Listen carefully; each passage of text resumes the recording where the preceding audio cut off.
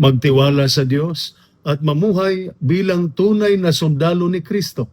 Ito po ang salita ng Diyos, ang ating gabay. Ngayon po ay Monday, June 18, 2026, ng ikasampung linggo sa karaniwang panahon. Sa ating serbisyo, marami tayong pinagdaraanan.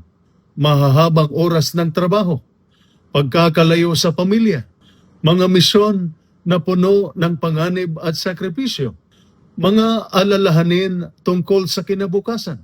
Minsan, iniisip natin, paano kung kulangin ang aking lakas?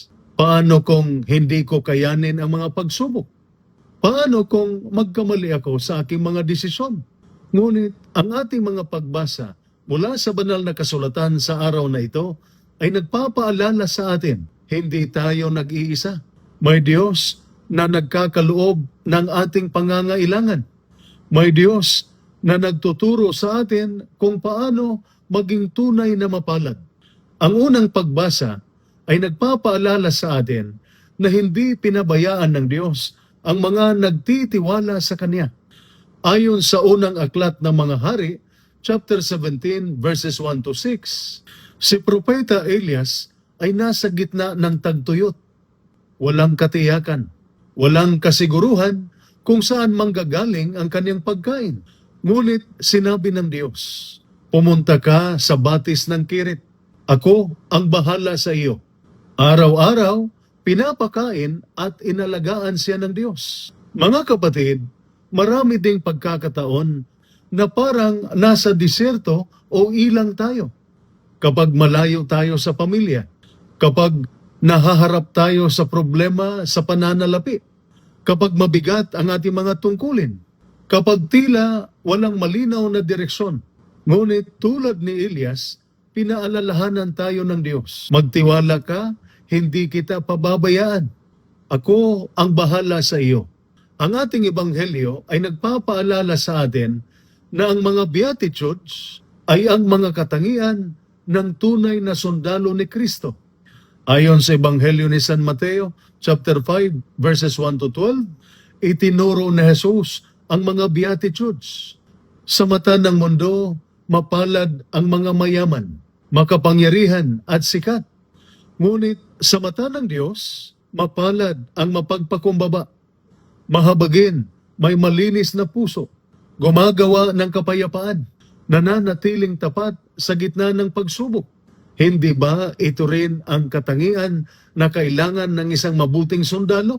Kababaang loob upang matutong sumunod, habag upang malasakitang paglingkuran ang mamamayan, katapatan upang gawin ang tama kahit walang nakakakita, tapang upang manindigan sa katotohanan, pagiging tagapamayapa upang maging instrumento ng pagkakaisa. Ang tunay na sundalo ay hindi lamang mahusay sa misyon, siya rin ay mahusay sa karakter. Kaya magtiwala sa Diyos sa gitna ng pagsubok, mamuhay ayon sa mga pagpapahalaga ni Kristo. Huwag lamang maging mabuting sundalo ng bayan, maging mabuting sundalo rin ni Kristo.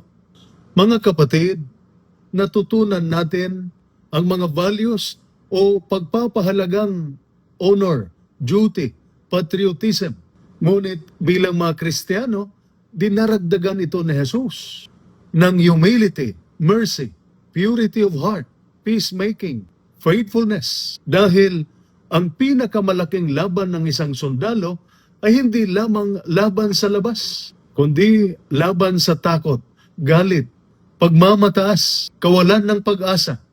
At sa laban na ito, si Kristo ang ating lakas.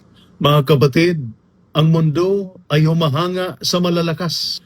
Ngunit ang Diyos ay humahanga sa matatapat. Ang mundo ay tumitingin sa ranggo. Ngunit ang Diyos ay tumitingin sa puso.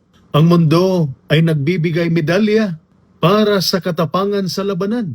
Ngunit ang Diyos ay nagbibigay pagpapala sa mga taong nananatiling tapat sa gitna ng pagsubok. Kaya nagtitiwala ba ako sa Diyos tulad ni Elias? Isinasabuhay ko ba ang mga Beatitudes? Ang aking pagiging sundalo ba ay nakikita rin sa aking pagiging mabuting Kristiyano. Tandaan, ang Diyos ay hindi nagpapabaya. Ang tunay na kaligayahan ay nasa pagsunod kay Kristo. At ang tunay na tagumpay ay hindi lamang matagumpay sa misyon, kundi isang buhay na tapat sa Diyos. Ito po ang salita ng Diyos, ang ating gabay. Manalangin tayo. Panginoong Diyos, tulungan mo kaming magtiwala sa iyo sa bawat misyon at pagsubok. Hubugin mo ang aming puso upang maging mapagpakumbaba, mahabagin at tapat. Gawin mo kaming hindi lamang mabuting sundalo ng bayan, kundi mabuting sundalo rin ni Kristo. Sa pamamagitan ni Kristo na aming Panginoon. Amen. At sumainyo at sa inyong pamilya ang pagpapala na makapangyarihang Diyos, Ama, Anak at Espiritu Santo. Amen. Santa Maria, Ina ng Diyos, ipanalangin mo kami. San Jose, ipanalangin mo kami. San Miguel Arcangel, ingatan mo kami. Amen.